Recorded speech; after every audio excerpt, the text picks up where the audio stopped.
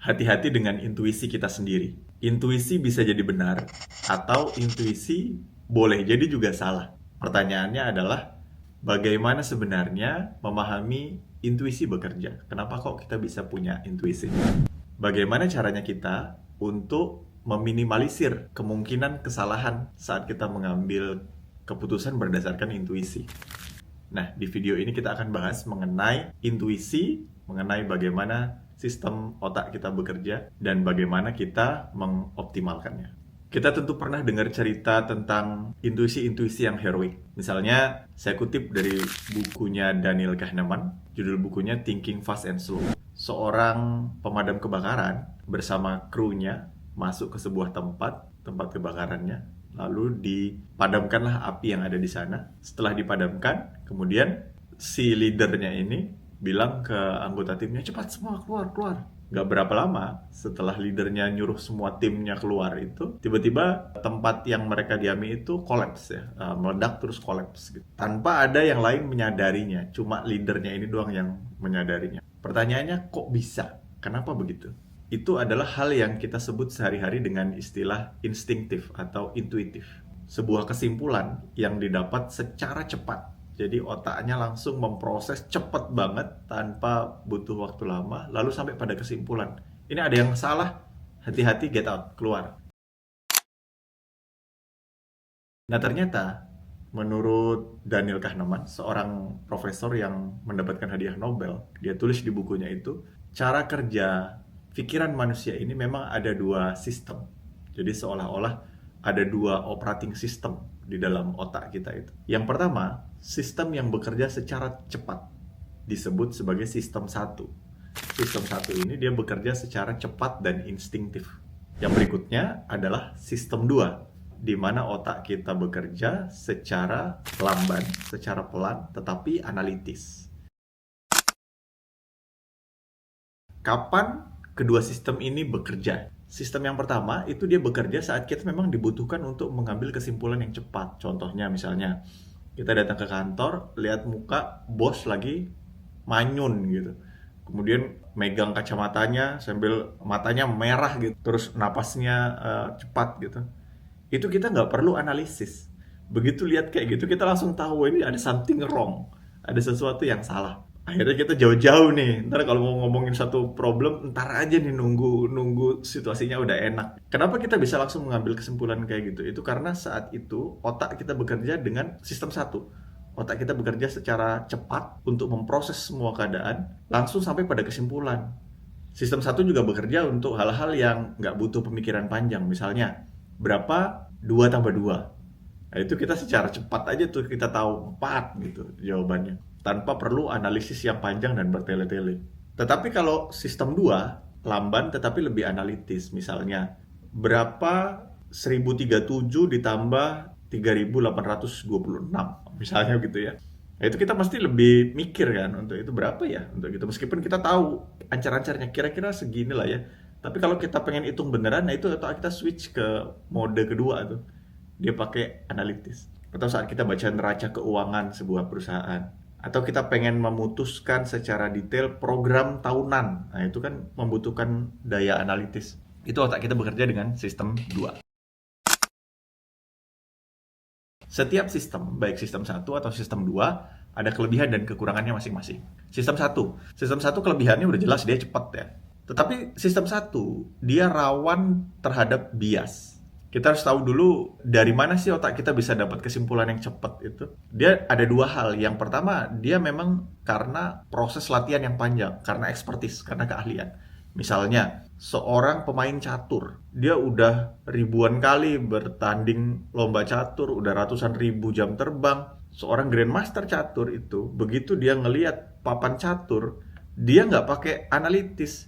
Itu dia langsung tahu aja kayak begitu. Atau seseorang yang memang kerjaannya kayak misalnya Warren Buffett atau Charlie Munger yang kerjaannya tiap hari monitoring saham, memang kerjaannya di pasar saham berpuluh-puluh tahun, itu membuat mereka memiliki kemampuan untuk menilai sesuatu secara instinktif, cepat banget dan nggak pakai lama. Nah tapi ada satu lagi, yaitu kemungkinan bias.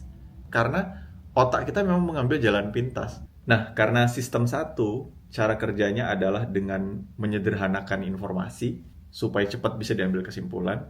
Kadang-kadang terjadi kesalahan juga nih. Misalnya, saat kita ngelihat seseorang berpakaian rapi, dia bawa tas kantoran, langsung otak kita tuh menyimpulkan secara sederhana, oh ini orang kantor mau ke kantor gitu. Padahal ya belum tentu, bisa jadi ya, bisa jadi enggak kan. Itu. Tetapi memang nggak bisa semuanya dianalisis. Otak kita perlu untuk bekerja dengan sistem shortcut kayak begitu supaya kita nggak menganalisis semua hal, supaya kita bisa sampai pada kesimpulan yang cepat. Nah, tapi kadang-kadang kesimpulan yang cepat itu suka keliru juga. Kayak misalnya saat seseorang sudah pernah salah melakukan satu kesalahan di kantor. Nah, otak kita tuh langsung mengingat kesalahan itu. Lalu kesalahan itu terbawa sehingga orang tersebut dinilai jangan-jangan dia nggak kompeten karena satu kesalahan. Padahal kalau secara statistik mungkin dia sudah melakukan 90% hal yang benar, tapi karena 10% kesalahan, maka otak kita langsung mencap ini kayak, wah nggak kompeten ya. Itu salah satu contoh bias tuh. Atau saat seseorang ke dealer mau beli mobil, tapi dia nggak punya pengetahuan yang betul, yang mendalam tentang mobil. Nah, ini bisa jadi dia bias juga. Jadi daripada menilai mana yang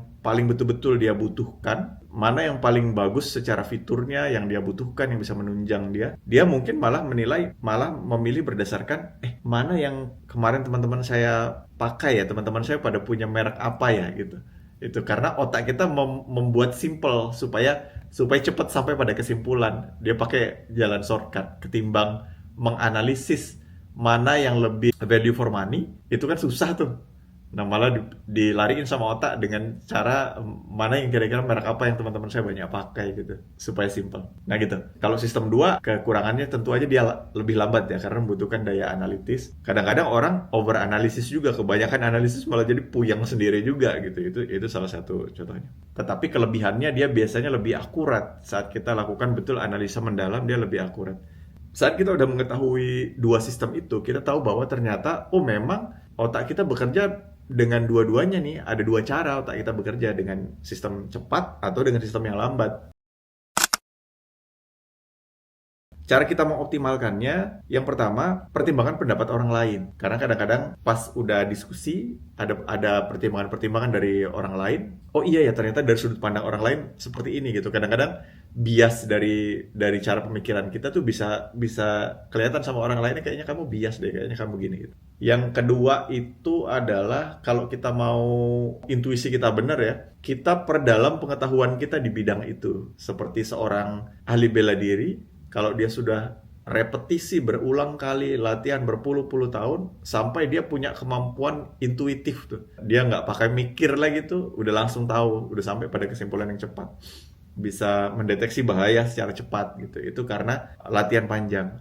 Atau kayak tadi contoh Grandmaster catur, dia bisa melihat dalam sekejap tuh, dia ngelihat tuh udah tahu nih, oh ini bakal kalah, ini bakal menang gitu. Ini harus gerak ke sini karena latihan yang tekun, yang berpuluh-puluh tahun latihan. Beberapa cara lainnya juga supaya insting kita bisa dipagerin adalah dengan mempelajari contoh-contoh bias kognitif. Jadi bias dalam pemikiran ini itu banyak contohnya dan ada banyak buku yang membahasnya. Kalau kita udah tahu contoh-contoh bias kognitif, kita bisa mengakses jangan-jangan ini saya punya bias kognitif seperti ini ya. Kemudian contoh berikutnya adalah caranya, yaitu jangan mengambil keputusan secara cepat, instingtif saat kita lagi punya emosi yang kuat. Misalnya terlalu sedih atau terlalu senang, itu kita juga jangan mengambil kesimpulan saat kita dalam emosi kuat, karena boleh jadi bias tuh kesimpulan kita.